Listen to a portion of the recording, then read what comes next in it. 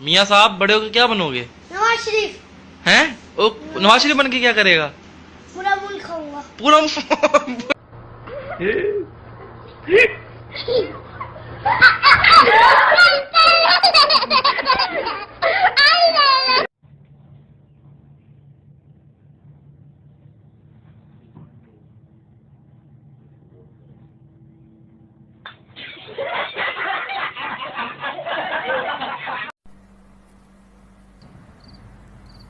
किसका है?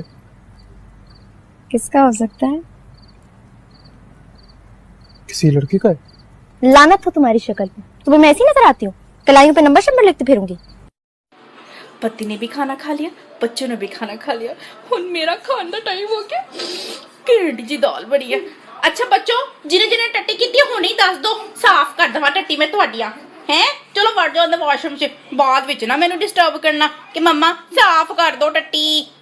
जो करो टट्टी। नारे भट्टो!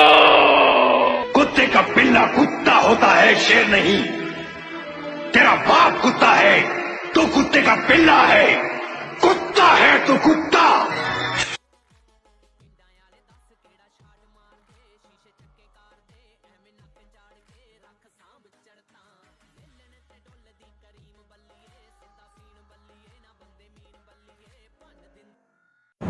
बेटा तू पढ़दा है? हाँ जी। शाबाश। ए दस पढ़ के तू की बनेगा? मालशिया।